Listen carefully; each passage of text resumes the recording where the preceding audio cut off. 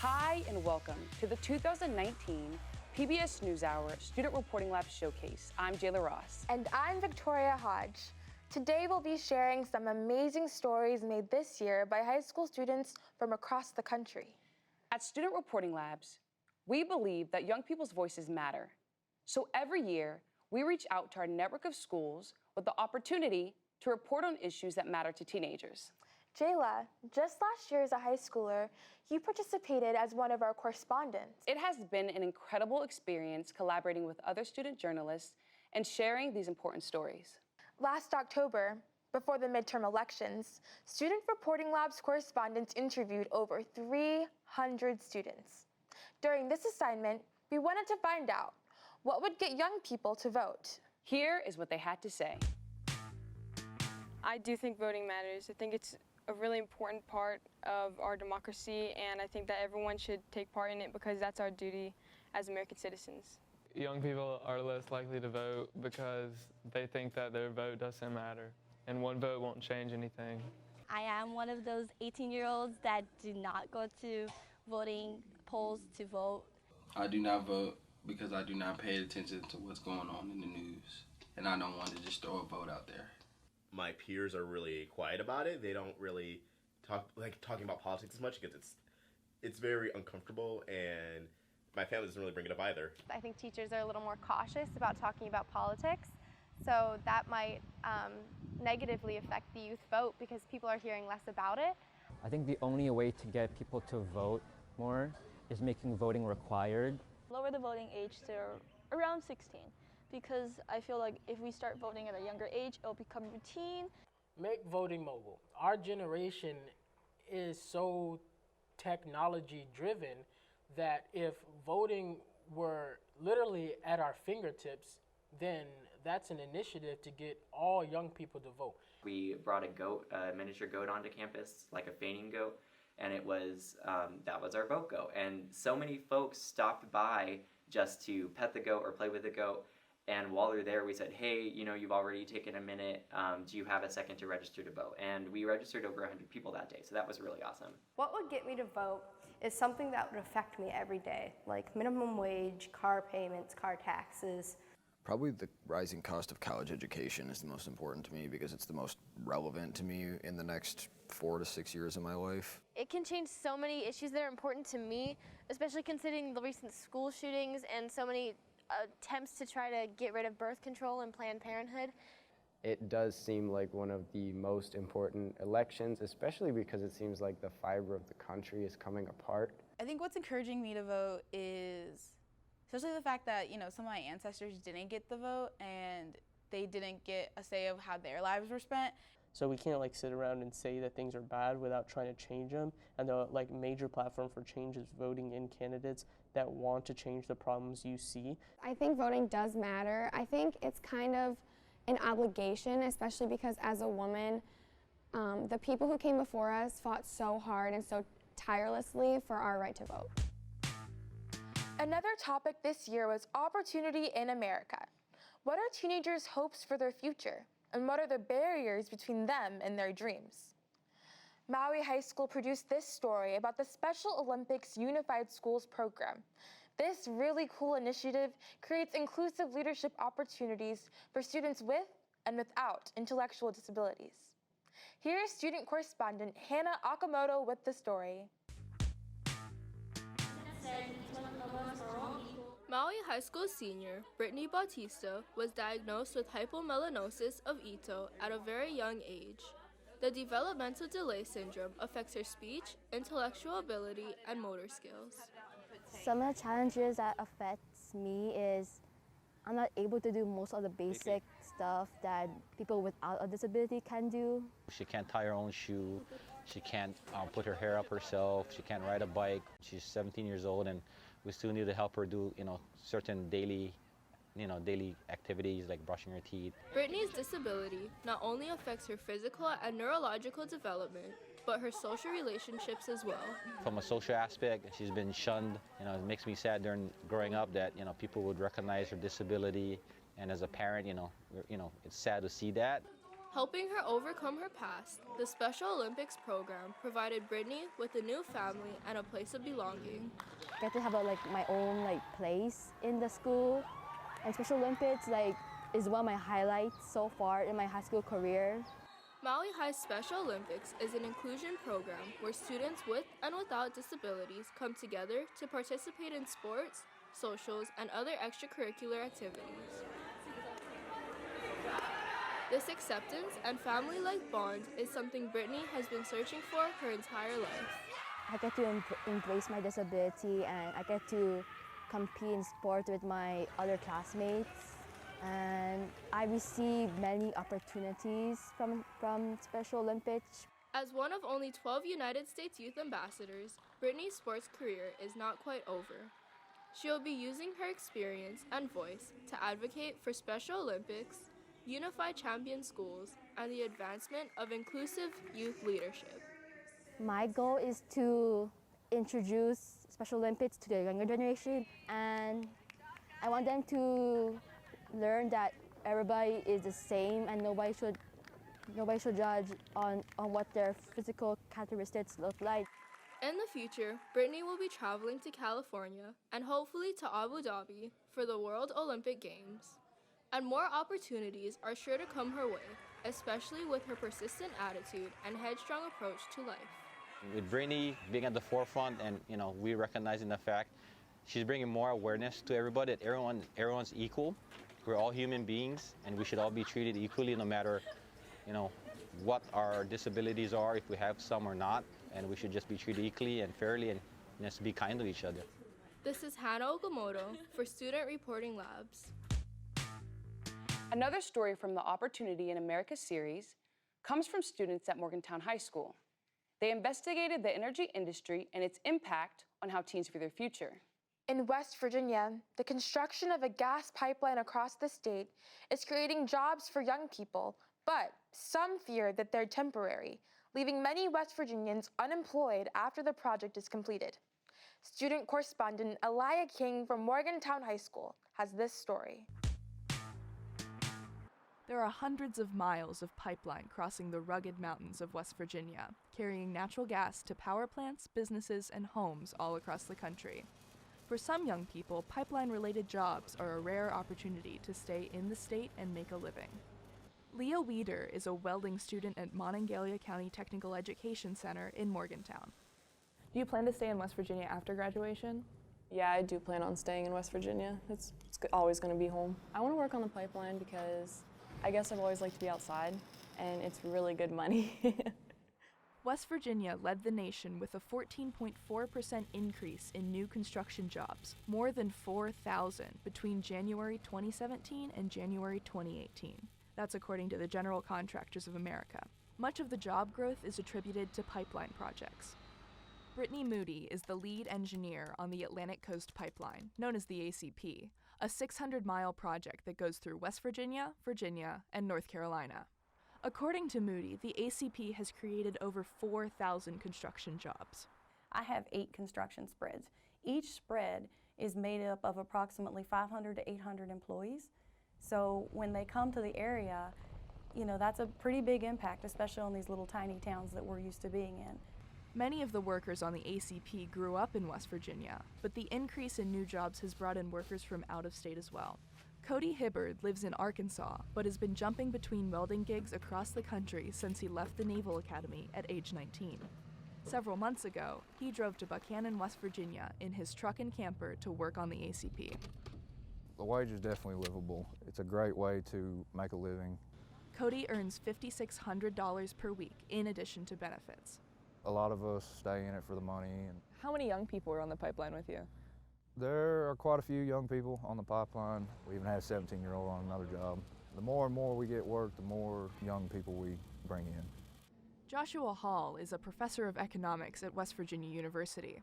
He says pipeline construction has stimulated the state's economy. Undoubtedly, there's real benefits from the shale gas boom. Some counties have doubled their property tax revenues, and that helps all citizens of the state. If you're a typical high school student, you see $25 to $30 an hour in wages. It kind of seems like a no-brainer. Maybe I'll do it. But he warns the boom might not last. I think the biggest drawback that the shale gas boom had is it is a lure for a high school graduate to go into that industry, which might be temporary, instead of going to college. ACP manager Brittany Moody admits that only a small number of jobs will remain once construction is completed.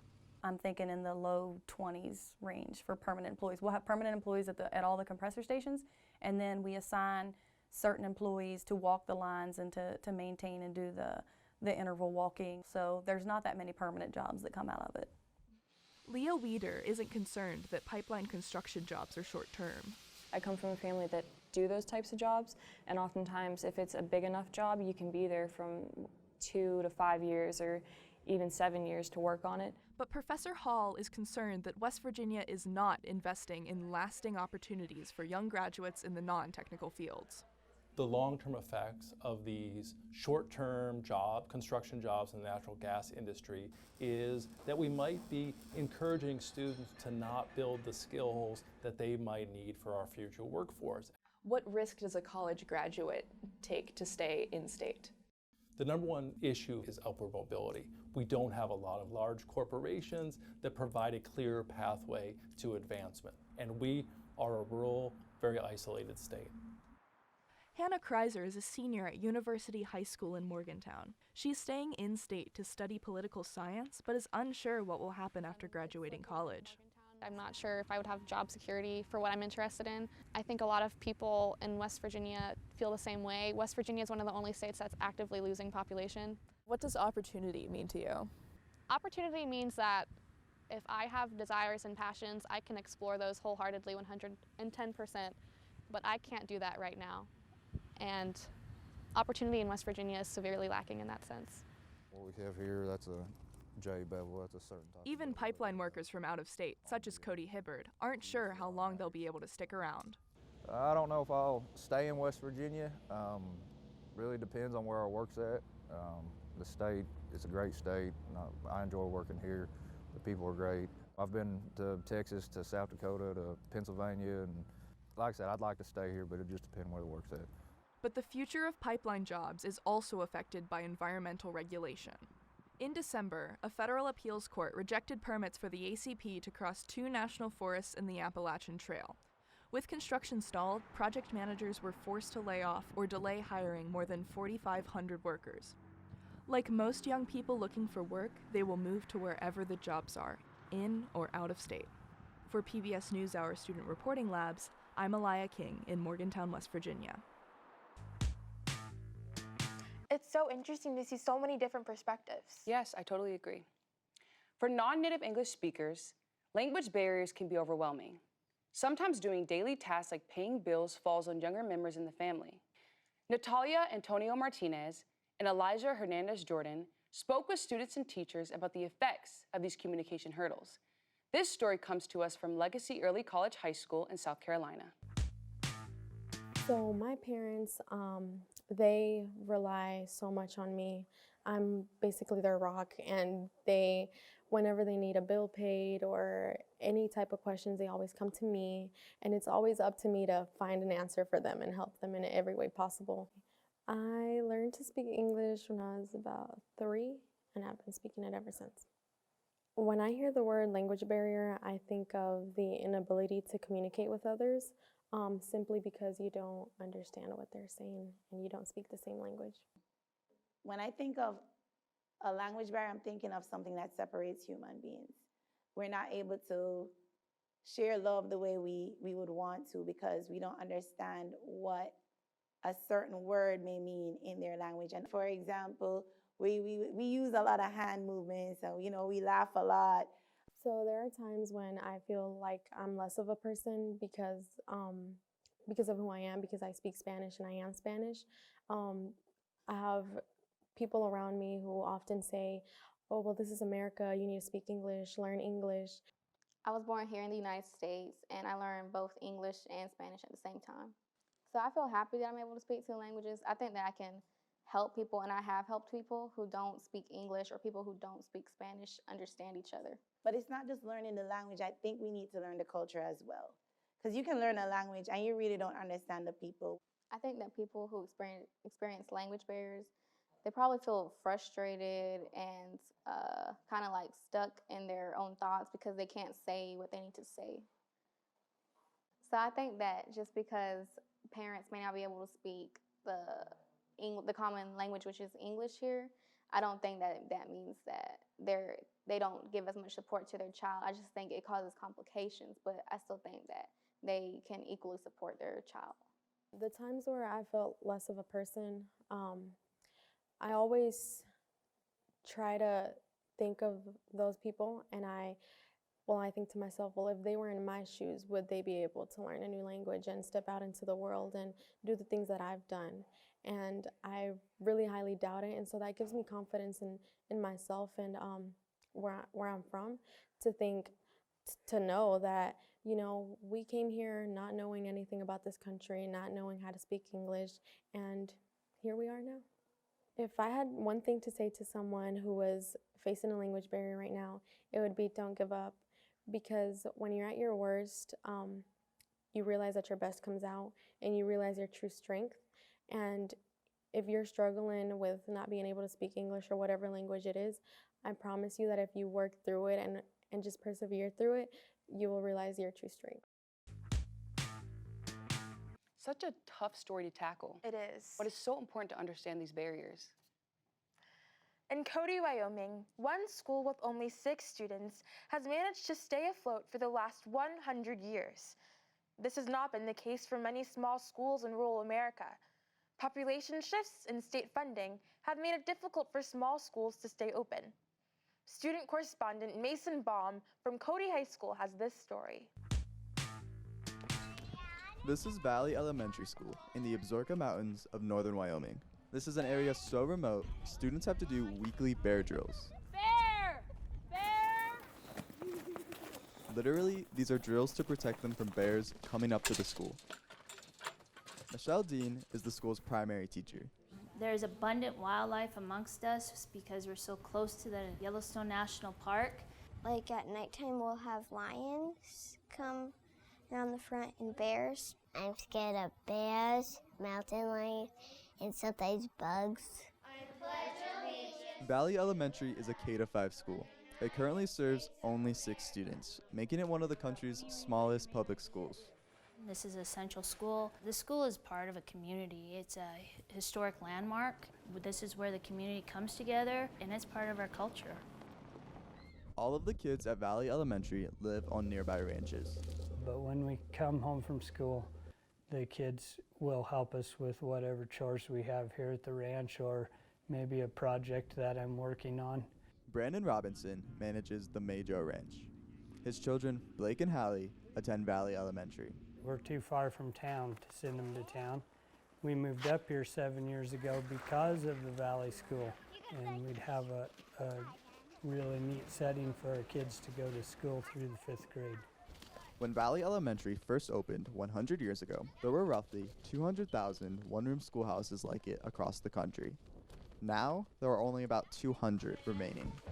Jillian Balo is the Wyoming Superintendent of Public Instruction.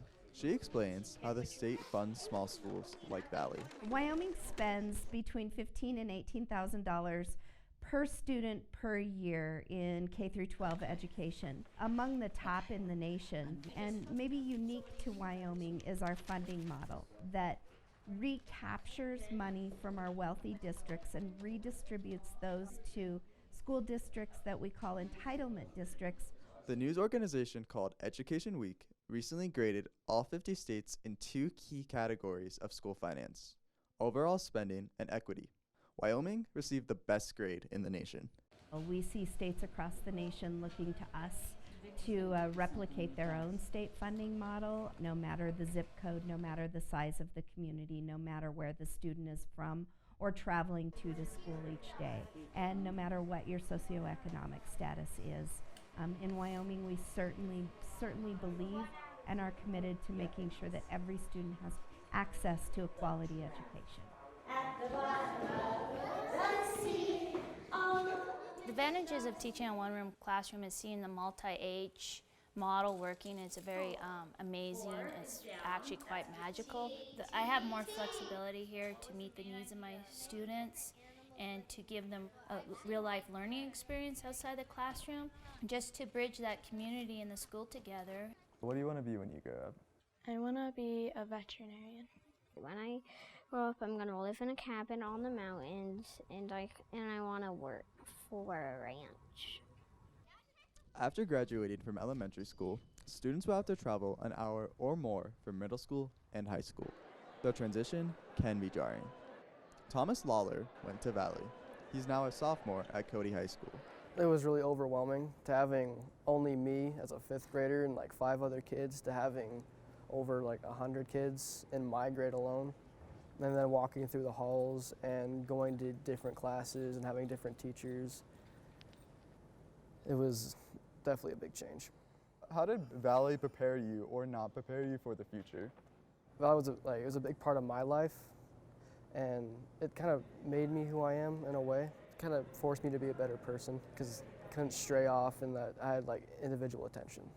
A lot of small schools around the country face the threat of closure, but the Valley community is hopeful that Wyoming's commitment to its rural schools will last at least another generation, so they can focus on the more immediate threat: grizzly bears and mountain lions. For the PBS NewsHour Student Reporting Labs, I'm Mason Baum in Cody, Wyoming. Those kids are so precious. I don't know about the grizzly bears, though. For the past few years, Student Reporting Labs has facilitated a program called Homegrown. It connects students from different schools in the Washington, D.C. area to collaborate on a single story. Jaylah, you were a part of this fellowship 2 years ago, right? Yes, 4 schools, including mine, were part of the Homegrown Fellowship, where we worked together from beginning to end to make these stories possible. Well, this year's fellows told the story of Darwin Murillo, who escaped violence and poverty in his homeland, Honduras. Now, as a DACA recipient, he is working on becoming an immigration attorney at George Mason University in Virginia. Student correspondent Jamie Jong has his story. I was born in a very small little town in Honduras, and I was only 10 years old. And I was just pretty much woken up in the middle of the night by my older brother. He just woke me up. He said, "Wake up, let's go, we're going to America." In January 2003, Darwin and his brother joined a group of 10 migrants led by a hired guide, called a coyote, for a dangerous journey north. I was afraid, I was scared. We would walk during the night and we would sleep during the day. We would have to hide. We would, make holes in the ground, hide under branches. The journey to get here was about a month and a half. We went through 3 different countries: Belize, Guatemala, Mexico, and finally we arrived here. The boys headed towards their mother, Unia. She had traveled to the United States 9 years earlier. Desperate for a safer life, Unia had left Darwin and his siblings with their godparents when he was only a year and a half. Honduras has big problems. We have a lot of gang violence, we have a lot of criminal activity, and our government is very corrupt. And I think that those are some of the reasons why a lot of families, my mother included, had to flee to the United States. In Honduras, poverty and violence make it hard for many children to go to school and pursue any goals besides survival. Why do you think it's so important to have a good education? Las circunstancias económicas del país no me permitían yo poder criar mis hijos. Y yo quería que todos ellos fueran profesionales. Welcome to my school. This is George Mason University. I am a junior right now, and I am pursuing a major in finance with a minor in nonprofit studies. I think one of my dreams is to become an immigration attorney. Due to my immigrant struggles, it has ignited a passion for me in the legal field. The current government has persecuted immigrants. We really are a hard-working community, and we come here to seek better opportunities. These are young people who study in our schools. In 2012, then President Obama signed an executive order that created a Deferred Action for Childhood Arrivals program, otherwise known as DACA. This gave Darwin temporary legal status. DACA has changed my life completely. I got my license. I was able to apply for a job that had more benefits, and I was able to go back to school. What are some pieces of advice you would give to people who are in a similar position? Just to work hard, regardless of what goes around you. And not to be scared to speak up, to never give up. I don't think that I've had many chances to tell her face to face. Madre, le quiero decir de que su sacrificio no ha sido en vano. En mi escuela yo siempre escribía de usted, porque usted es el héroe de nuestra familia. Y si lo tuviera que hacer otra vez, yo estaría bien con ese sacrificio, porque gracias a eso estamos aquí. La amo con todo mi corazón. Y por todos los días que yo esté aquí en este mundo, voy a tratar de hacerla orgullosa. It's my baby. For PBS NewsHour Student Reporting Labs, I'm Jamie Jung in Woodbridge, Virginia. What an amazing story of determination. And a great experience for students who reported on it. To see more stories from around the country, make sure you check out our website at studentreportinglabs.org. There's also an application if your school wants to become a reporting lab. I'm Victoria Hodge. And I'm Jaylah Ross. You can follow Student Reporting Labs on Instagram and Twitter. And from all of us at the PBS NewsHour Student Reporting Labs, thank you. We'll see you again soon.